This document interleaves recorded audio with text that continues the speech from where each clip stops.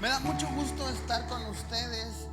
Efectivamente estamos en la segunda enseñanza de nuestra serie La Tribu, y quiero presentarte a mi tribu, a mi familia, ¿verdad? Hoy en día esta es mi tribu. Elodín, la Caro y la Lola. Está conformada, mi tribu es una tribu bien pequeña. Ah, somos dos perros, y espero próximamente darles noticias de que la familia crece. Sí, entramos a un programa de adopción de mascotas, metimos nuestros papeles, estamos esperando la confirmación, a ver si somos aptos, ¿verdad?, para tener una mascota más. Y si me la aceptan, pues ya les aviso, ¿verdad?, si crece la familia. Si no, pues ni modo, nos quedaremos con ellos dos. Y pues esta es mi familia, estoy contento de poder compartir contigo. Y hoy quiero que juntos podamos ver una historia que está en Génesis 37:1.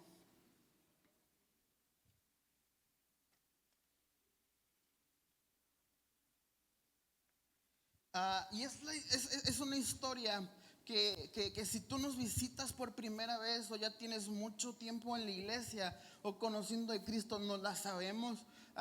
Han hecho películas de niños, pues ahora que viene Semana Santa y todo salen películas, ¿verdad? Y es la historia de José el soñador. Y todos no la sabemos. Quiero compartir contigo algunas cosas, quiero leer contigo. Y vamos a leer Génesis 37:1. Dice: entonces Jacob volvió a establecerse en la tierra de Canaán, donde su padre había vivido como extranjero. Este es el relato de Jacob y su familia. Cuando José tenía 17 años de edad, a menudo cuidaba los rebaños de su padre. Trabajaba para sus medios hermanos, los hijos de Bila y Silpa, dos de las esposas de su padre.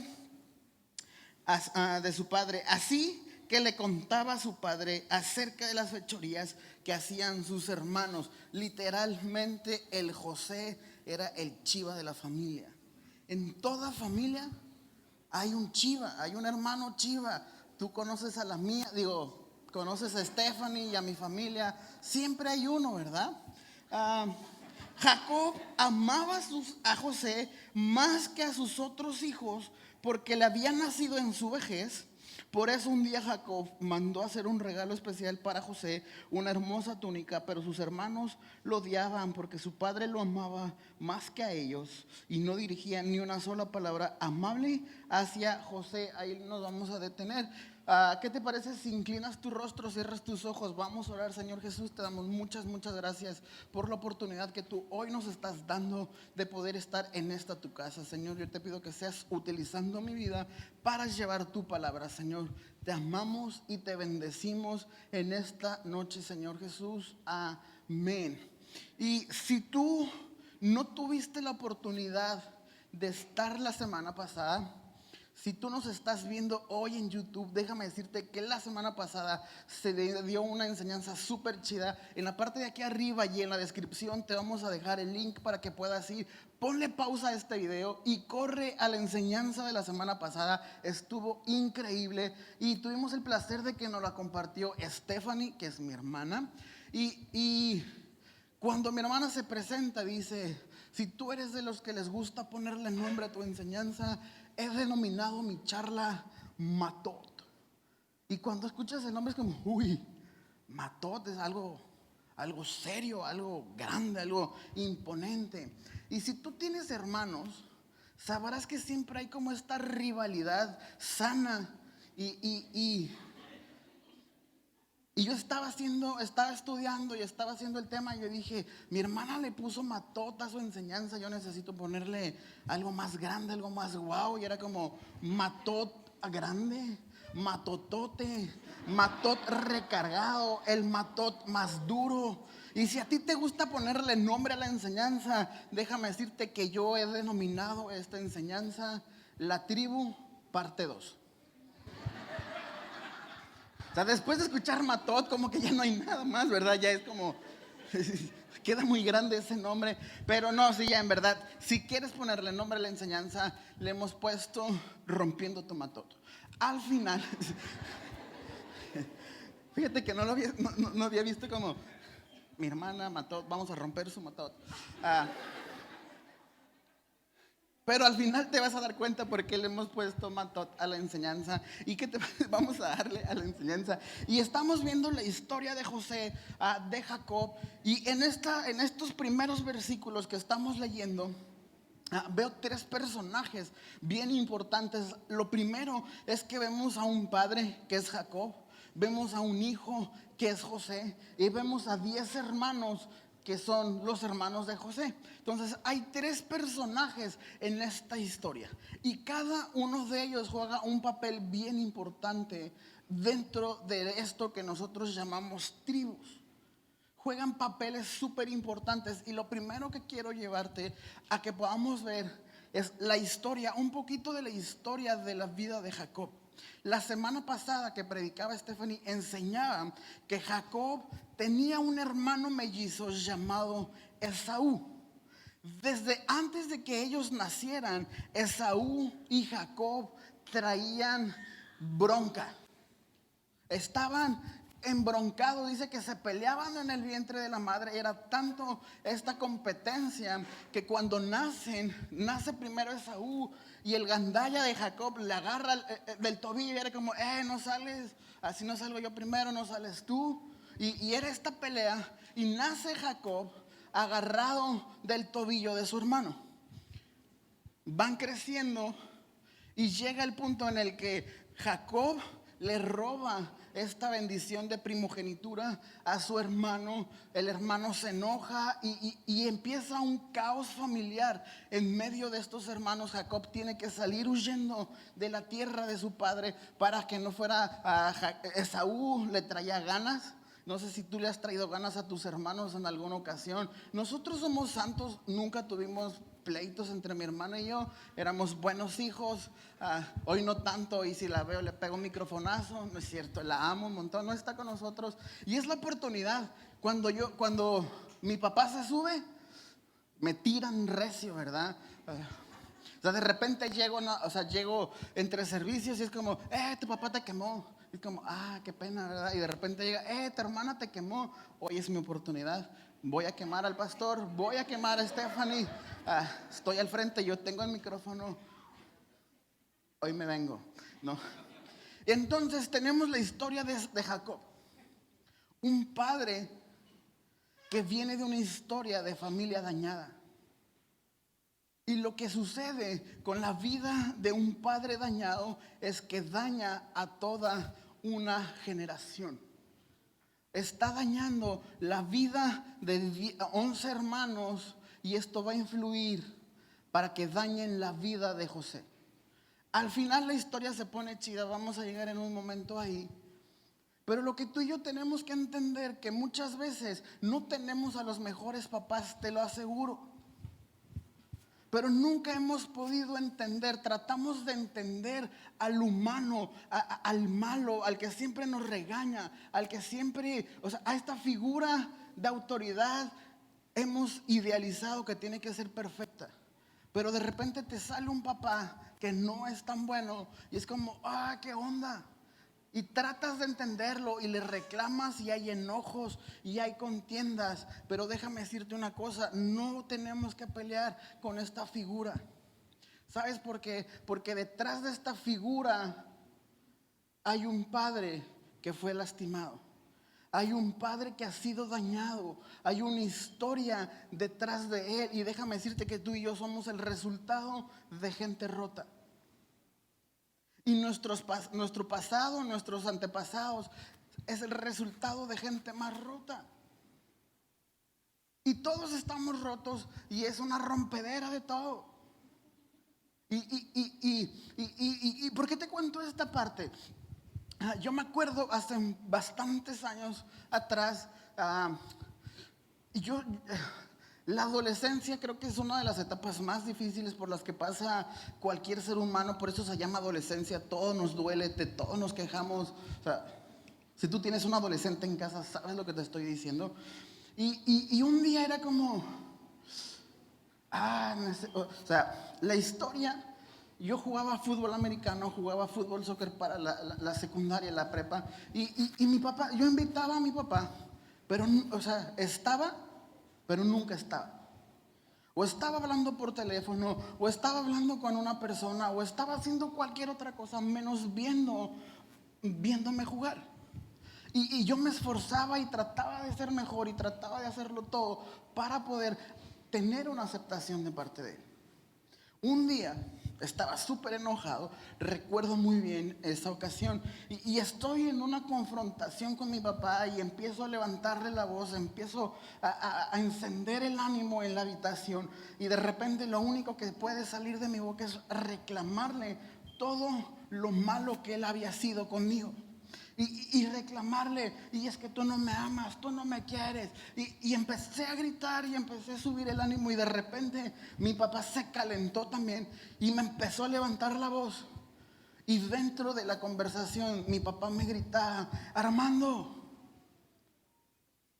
yo no pude recibir amor, yo no recibí amor de parte de mi papá. ¿Cómo quieres que te demuestre amor si yo no lo sé recibir? ¿Cómo quieres que te demuestre amor si yo no lo tuve? Cuando te pusieron en mis manos no sabía qué hacer contigo. Cuando yo entiendo la historia detrás de un padre dañado es donde digo, no nos tocó lo mejor. Pero sabes una cosa, hijo, nosotros no nacimos con un manual. Tú compras cualquier producto electrónico y viene un manual y te dice qué hacer en caso de avería. Si tú te has preguntado por qué yo no tengo hijos, por esta misma razón, no tengo un servicio a clientes para regresar al chamaco llorón. En el momento que un hijo venga preensamblado y con instrucciones y haya un centro de servicio 24 horas donde hables y es como, hey, está llorando, te lo puedo enviar de regreso, en ese momento me voy a animar. Hoy todavía no. Pero no nacemos con un manual. Y ahora entendemos que nuestros padres vienen de hogares dañados y lo único que pueden hacer es dañarnos. Y lo único que nosotros podemos hacer a la larga va a ser dañar. Una de las cosas que nosotros tenemos que entender es que nosotros, por más que en el hogar se enseñe a obedecer las leyes, buenos hábitos, buenas conductas, por más que te sientes con tus hijos y lo trates de hacer, lo que realmente eres es lo que vas a impartir. Lo que realmente está en tu corazón es lo que vas a entregar, es lo que vas a multiplicar, es en lo que te vas a derramar sobre tu familia. Y déjame decirte una cosa, desgraciadamente eso es lo que nosotros como hijos, como esposas, como esposos, aún como hermanos derramamos sobre la vida de los que nos rodean. Y por eso somos el resultado de gente rota. Por eso estamos quebrados.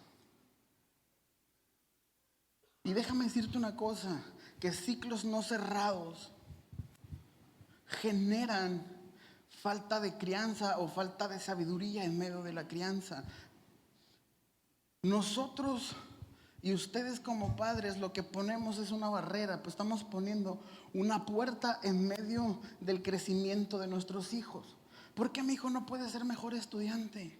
¿Por qué mi hijo no puede salir del alcohol? ¿Por qué mis hijos no pueden salir de la drogadicción? ¿Por qué no puede salir mi familia a una economía mejor? Déjame decirte que tú has puesto candado y seguro a esa puerta, y lo que tú necesitas hacer al venir a este lugar es llevarte una llave que va a abrir la puerta de las generaciones, y lo que has aprendido por años y lo que te han entregado por años es abrir esa puerta y decirle a tus generaciones, ya no más. Hoy pasen, hoy es el momento de crecer, hoy es el momento de romper esta barrera que se ha puesto desde mis abuelos, desde mis padres, desde mis tatarabuelos. Y es el momento en el que crezco. Regresamos con la historia de José y de sus hermanos, de su padre. Resultado de un padre roto son hijos lastimados. Son hermanos dañados. Y por muchos años se nos ha enseñado que los hermanos de José le tenían odio y le tenían envidia a José. Déjame decirte una cosa, no odiaban a su hermano. Todo lo que ellos hicieron fue la acumulación de dolor de tantos años a través de un padre lastimado. Y la acción de lastimar a José era más para poder lastimar la vida de sus padres. José dice que era el hijo amado, que era el favorito del papá. Y el papá inteligentemente lo que hace es entregarle o mandarle a hacer una túnica de colores. O sea, era una túnica llamativa. Era una túnica que podías ver a la distancia. Pero déjame decirte que para los hermanos de José, la túnica simbolizaba ese punto de lo que tú nunca vas a lograr ser, lo que yo como hijo nunca iba a poder lograr a tener, que era el amor del Padre, que era tener esta atención, que era ser esta familia perfecta.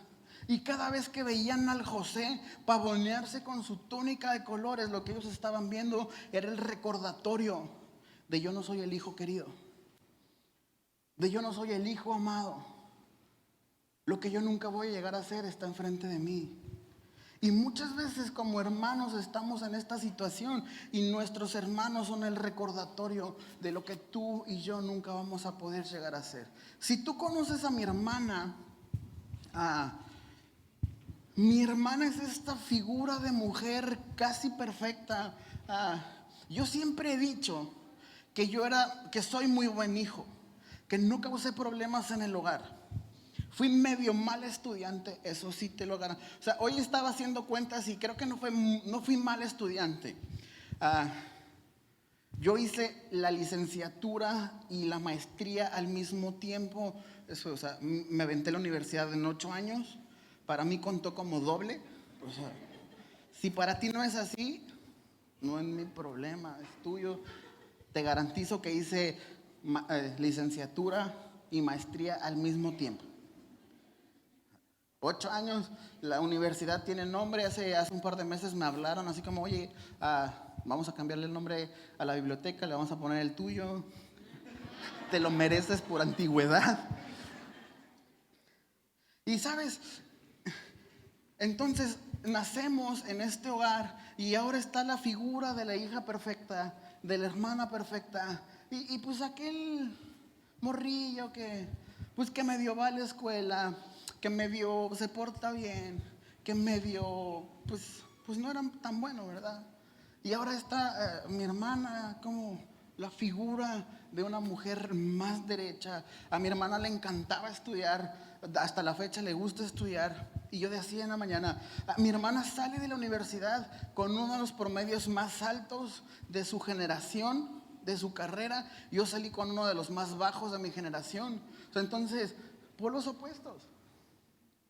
Y durante muchos años crecimos con este punto de comparación.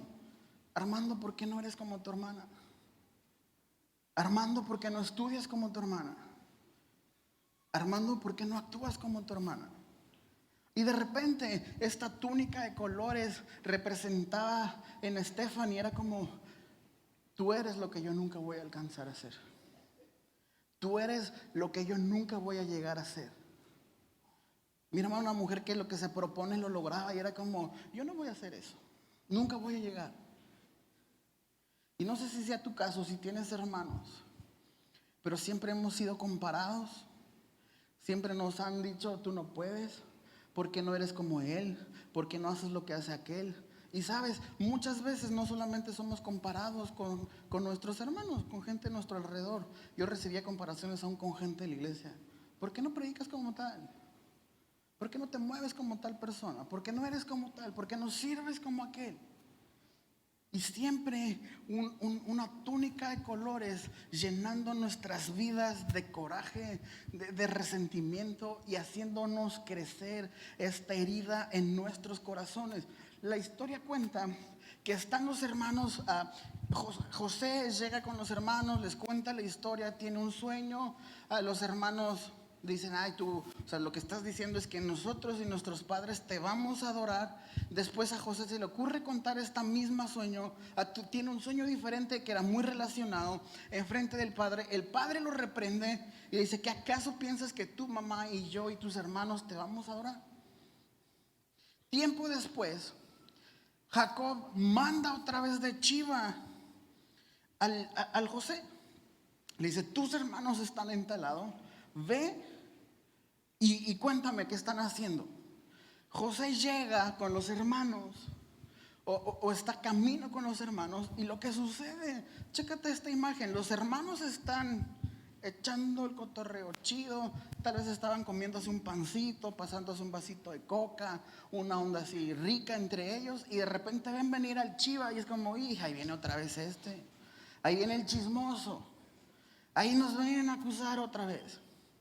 Pero para los hermanos de José, estaban viendo venir aquella túnica de colores que los había atormentado por tantos años, y esta imagen de lo que nunca voy a poder ser, de lo que nunca voy a poder lograr a llegar, del amor que nunca voy a recibir, y actúan de una manera, pensaron en matarlo. Uno de los hermanos dice, no lo matemos, no perdemos, no ganamos nada con matarlo.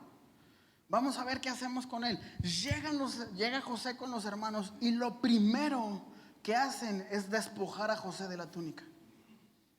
¿Y por qué despojan a José de la túnica? Porque le estaban quitando esta parte de identidad de hijo amado, y le estaban diciendo, ahora tú no eres nada.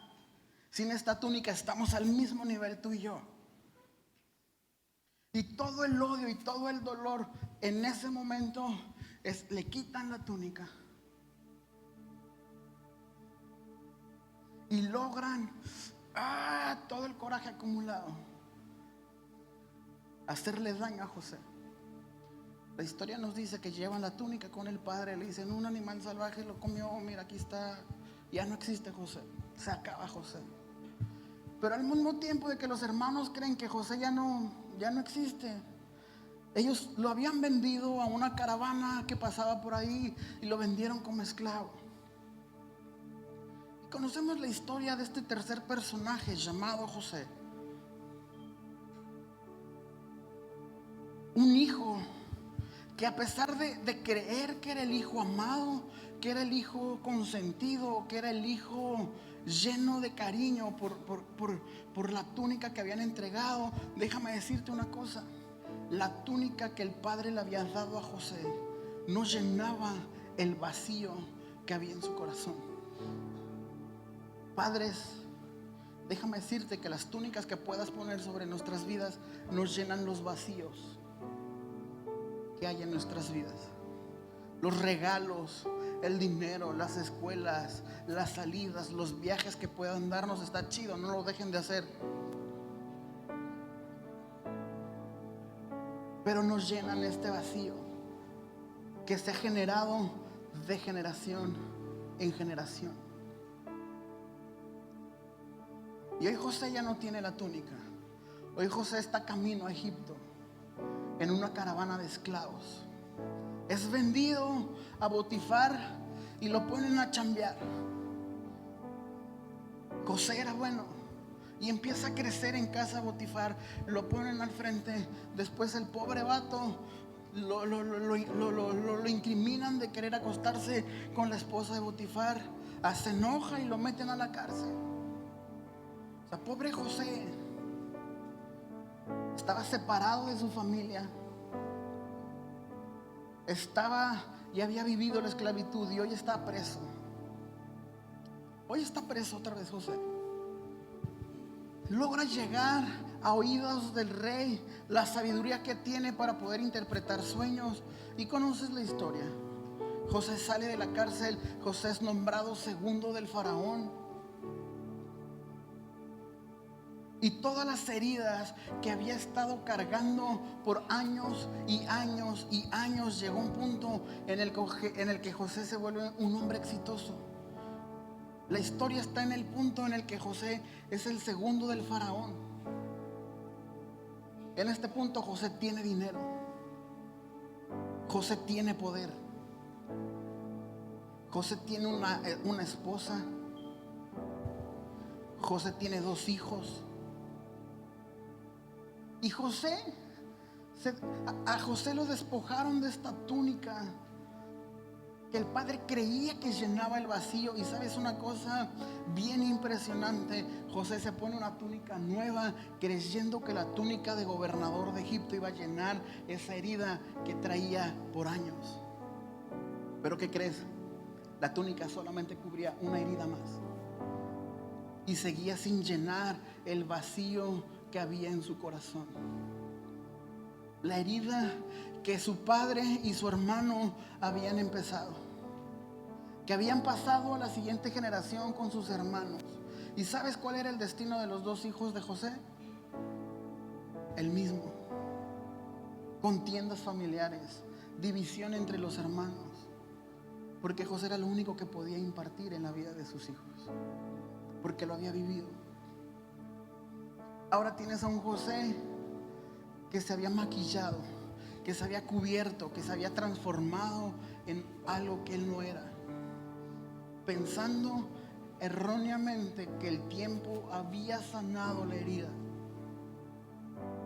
que esta túnica nueva podía llenar el vacío que había en su corazón. Déjame decirte una cosa: ni el dinero ni el poder van a llenar el vacío que tienes en tu corazón. Trabaja como mula, obtén riqueza, pero si no sanas la herida, el vacío nunca va a ser llenado. Y cuando el corazón y el vacío no es llenado, siempre vas a buscar más, siempre vas a querer más y más y más y más. Y te preguntas por qué en estos 7 años de abundancia llena los graneros. Dice la historia que dejó de apuntar cuánto grano había, porque era demasiado, que ya no se podía contar, era mucho.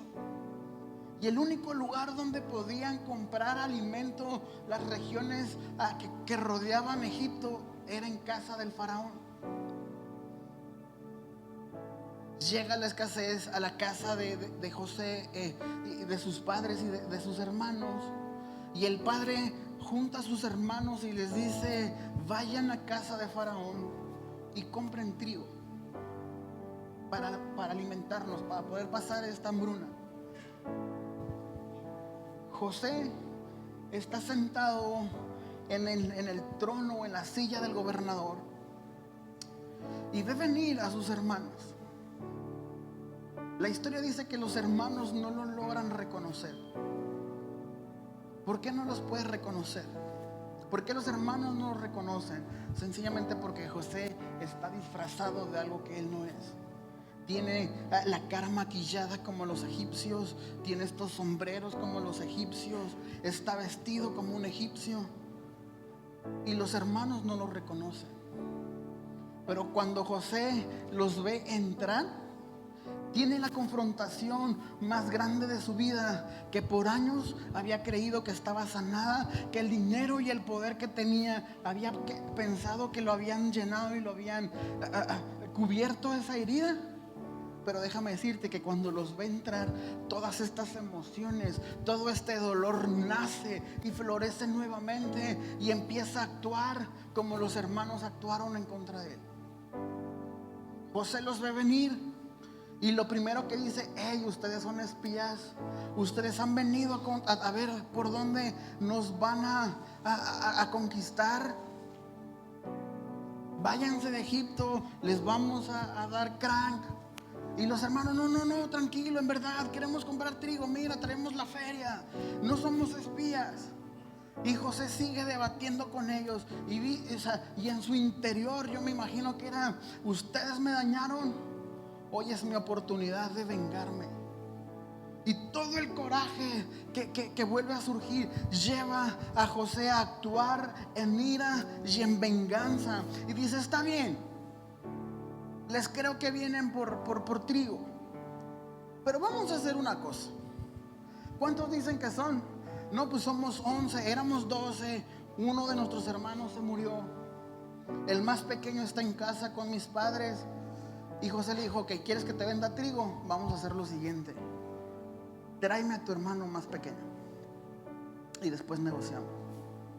Y le dijo: pero déjame de estos 10 que vaya uno por el hermano, yo me quedo con 9 y los encierro.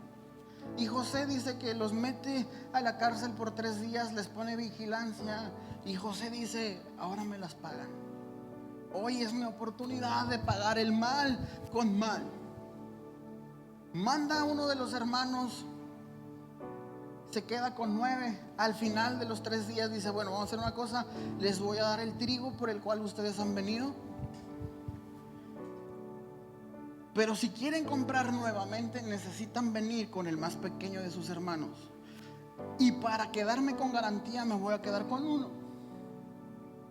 La historia no dice si lo hizo esclavo, si lo dejó en la cárcel, pero José se queda con uno. Nuevamente vemos estos hermanos gandallas, porque se van y se acuerdan del hermano que estaba en Egipto después de que se les acaba el trigo y los granos, y es como, y ya se nos acabó, tenemos que ir por más, y pues hay que ir a sacar al hermano que está allá, ¿verdad? ¿Cuánto tiempo pasó? O sea, dice que eran 9 hermanos, se llevaron 9 costales de trigo, pues les ha de haber durado machín, ¿verdad? Y el pobre hermano ahí en Egipto encerrado. La historia dice que se acaba el trigo y los hermanos llegan con José y le dice, hey padre, necesitamos trigo, ya se acabó. Y es como, pues vayan a Egipto, allá hay. Y los hermanos era como, dile tú. No, dile tú. Y se codeaban, como, ¿y quién le dice? Y ya sale el valiente, le dijo, mira, para que nos puedan vender trigo nuevamente necesitamos llevar al más pequeño de la casa, al Benjamín. Y el padre dijo, no, ya perdí a uno, no puedo perder a 2. Lo convencen de que vaya el hermano más pequeño. Llega nuevamente delante de José sus hermanos, pero el sentimiento es diferente en esta ocasión. El sentimiento que había provocado tanto dolor y tantos años de no poder estar con su familia empieza a cambiar. Y cuando ve venir a los hermanos y a Benjamín, José toma una decisión. José se quita esta máscara, se quita esta túnica que no lo llenaba de Faraón, y se da a conocer a sus hermanos y les dice, soy José, al que ustedes vendieron hace muchos años, al que ustedes le causaron daño, al que ustedes separaron de mi familia. Ustedes me separaron, yo soy José. Y en la mente de José yo me imagino que solamente había una cosa, y era perdón. Era perdónalos, rompe hoy con todo aquello que has venido recibiendo de generación tras generación, y esto mismo es lo que estás impartiendo en tu familia. José decide salir al encuentro de Benjamín, lo abraza, lo besa. Con Benjamín era más fácil. Benjamín no estaba en este complot de venderlo ni de matarlo. Benjamín estaba en casa. Benjamín era hermano de madre y padre de José. Y es fácil empezar con el más cercano, el hermano que no me causó tanto daño. Pero de repente se para enfrente de Rubén.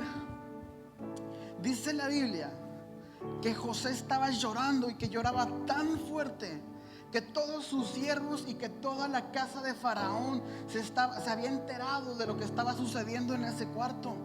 Y me imagino a un José lleno de lágrimas porque estaba en medio del dolor que estaba causando. Déjame decirte una cosa, que perdonar no es como, sí, ya perdono, no pasa nada. Perdonar es recordar el daño que me hicieron, es traer a memoria lo que ha sucedido. Lo tengo fresco, pero va a llegar el punto en el que yo perdono y suelto el dolor y suelto el daño que me hicieron. José se para enfrente de Rubén, en medio de las lágrimas, en medio del dolor, recordando tantos años de esclavo, de cárcel.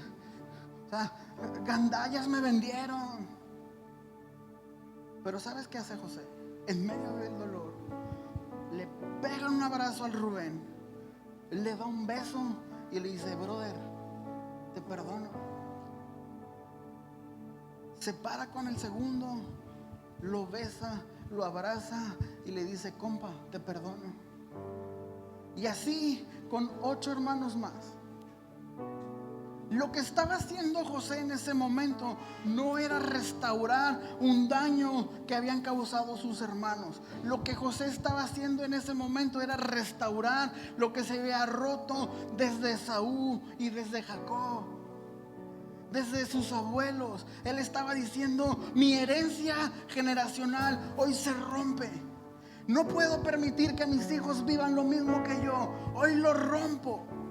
Hoy abro esta puerta para el crecimiento de mi familia, para el crecimiento de mis hijos. Hoy lo rompo.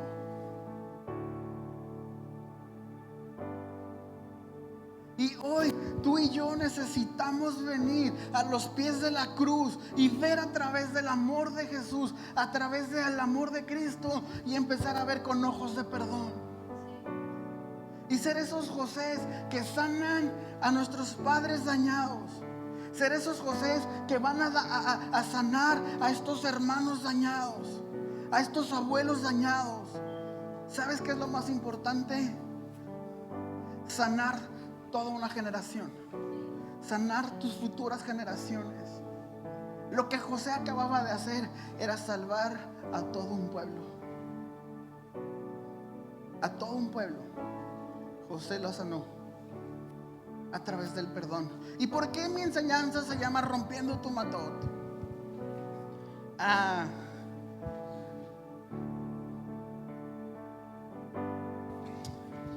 Mi hermana cada que enseña estudia demasiado y da información muy chida. Y yo dije: no me puedo quedar atrás, ¿verdad? Necesito ganarle. Y me puse a investigar qué era Matot, empecé a leer hebreo y cosas así. O sea, la verdad no leía porque no entendía nada. Son cosas extrañas. Ya lo traduje y ya pude leerlo. Y literalmente lo que significa Matot es tribu. Es la tribu. Pero los judíos lo que hacían era entregarle un bastón a cada jefe de tribu que lo iba a identificar. Y le decían a esta tribu: este es tu matot, este es tu bastón. En este bastón vas a escribir la historia de tu tribu. Y lo que hacían los jefes de las tribus era entregar este mismo matot a las siguientes generaciones. Yo era el jefe de la tribu y lo que hacía cuando estaba de salida era entregar ese matot a mi siguiente generación, a mi sucesor. Pero ¿sabes lo que estaban haciendo? Era entregar matots con historias ya escritas. Y esas mismas historias, aún de dolor, les estaban pasando de generación en generación. Y lo que ha sucedido en tu vida es que te han entregado matots dañados.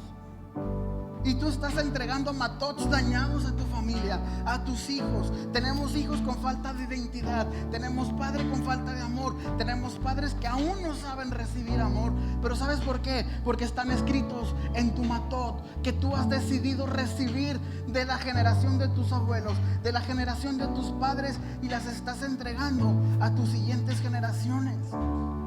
Cuando José viene y decide perdonar a sus hermanos, ¿sabes lo que estaba haciendo? Era decir: el matot que recibimos de Esaú y de Jacob, ya no más, ya no puede estar en mi familia. ¿Y por qué se llama rompiendo mi matot? Porque lo que José hizo literalmente al pedir perdón fue decir: rompo con la historia de dolor, rompo con la historia de daño, rompo con el abandono, rompo con todo lo que mis abuelos, lo que mi padre y mis hermanos venían haciendo.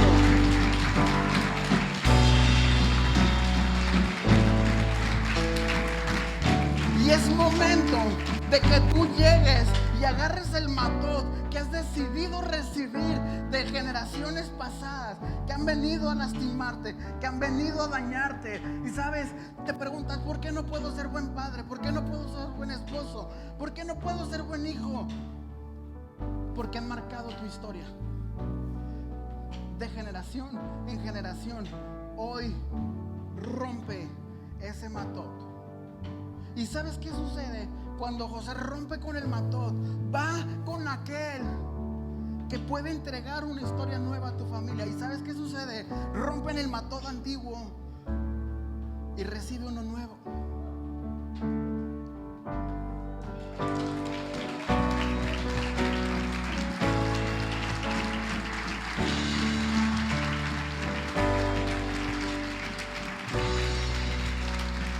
José recibe un matot más grande, más fuerte, y dice: hoy inicia la historia de mis generaciones.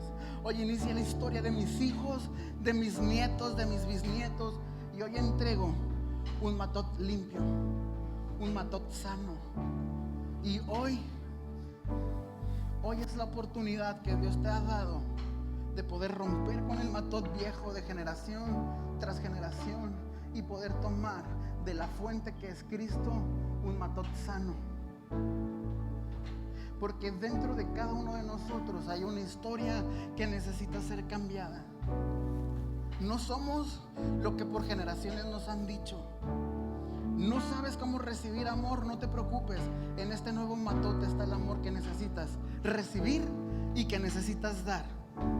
No has sido el buen hijo, en este matot está cómo ser un buen hijo, que te va a llevar a ser un buen padre. Pero es un matot nuevo. Y hoy quiero...